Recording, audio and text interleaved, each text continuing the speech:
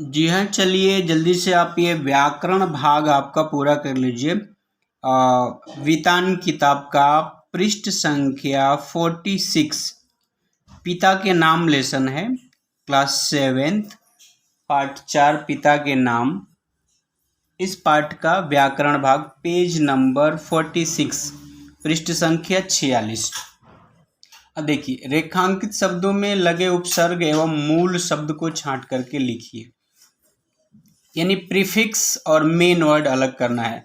अभिनेताओं में जो है ना, क्या रहेगा, अभि प्लस नेता दिया हुआ है उदाहरण। ऐसे ही दूसरे में है आजीवन, तो आ प्लस जीवन। फिर है अहिंसा, अ प्लस हिंसा। फिर है उप प्लस देश, यही उत्तर होगा। आप जल्दी से कर लीजिए, मैं समय ज़्यादा नहीं लूँगा।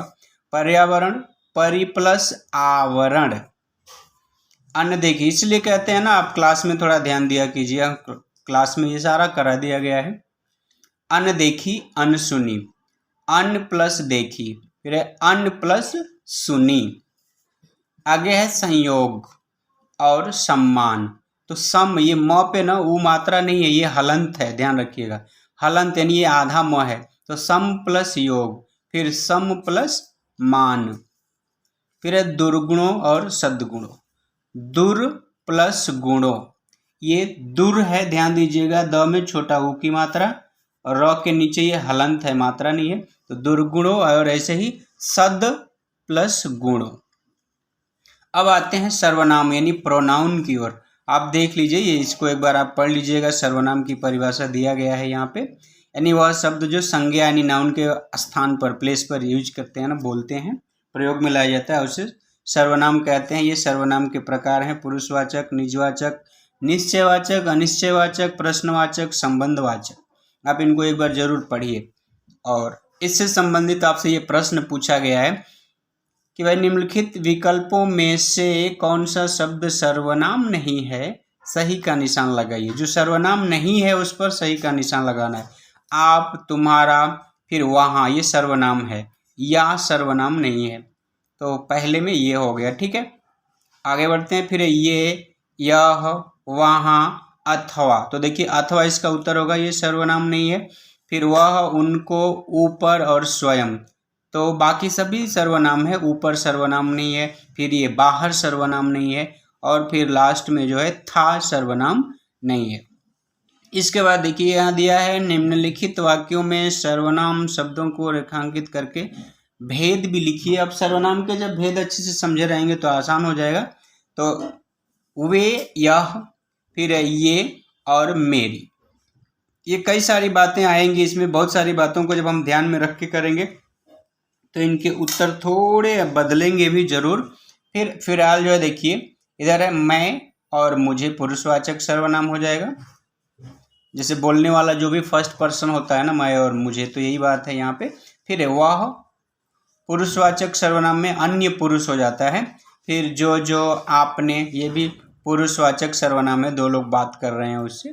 फिर वही, फिर मैं और खुद निजवाचक सर्वनाम है, जिसमें अपने लिए बात की जाती है, स्वयं और सब यानी कुछ, तो अनिश्चयवाचक सर्वनाम है यहाँ पे।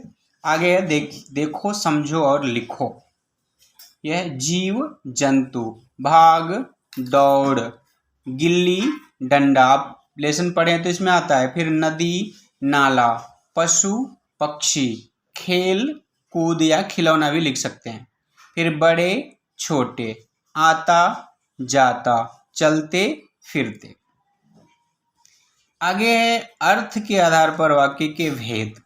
बुरे लोग पेड़ काट देते हैं, ये विधानवाचक वाक्य हो जाएगा। फिर वाह क्या खाना है, विस्मयवाचक हो जाएगा। फिर दादाजी के पास कंप्यूटर नहीं है, निषेधवाचक, जिसमें नहीं का प्रयोग होता है ना, नकारात्मक होता है, नेगेटिव सेंटेंस। फिर मैं चाहता हूँ कि वह भी अपने दादाजी के पास रहे, यानी इच्छावाचक है, ये इनकी इच्छा है। फिर आप होते तो कहते वाह क्या खाना है, विस्मयवाचक है। जल तरंग को इंग्लिश में क्या कहते हैं, सीधे क्वेश्चन है, यानी प्रश्नवाचक। फिर शायद इस बार वह आपके पास आए, तो इसमें डाउट है, यानी संदेह, तो संदेहवाचक। फिर बेटा दूध पी लो, इसमें आज्ञा दिया जा रहा है, आर्डर दिया जा रहा है, तो ये वाक्य हो जाएगा आज्ञावाचक वाक्य। फिर आगे कुछ वाक्यों को दिया गया है कि अब आप निम्नलिखित वाक्यों को निर्देश के अनुसार बदलिए। संदेहवाचक वाक्य में इसको बदलना है। जो प्रश्न दिया गया है कि मैं अपने बेटे को उसके परदादा के गांव लेकर जाता, तो ये हो जाएगा कि हो सकता है कि मैं अपने बेटे को उसके परदादा के गांव लेकर जाऊं, या शायद मैं अपने बेटे को उसके परदादा के गांव लेकर जाऊं, ये होगा इसका उत्तर। फिर ये इच्छावाचक, तो आपकी हर अभिलाषा पूरी हो, ये हम इच्छा करते हैं, आश कह रहे हैं भाई, इच्छा करते हैं कि आपकी हर अभिलाषा यानी आशा पूरी हो, आपकी मनोकामना पूरी हो, ये बातें हैं। आगे है तुम्हें दूध पीना चाहिए, आज्ञावाचक में बदलना है तो तुम दूध पी लो। फिर क्या बुरे लोग भूतों से ज़्यादा खतरनाक होते हैं, इसको विधानवाचक में तो आप ये लिख सकते हैं कि बुरे लोग भूतों से ज़्यादा खतरनाक होते हैं, क्वेश्चन मार्क के जगह पे आपको पूर्ण विराम लगाना रहेगा, ठीक है।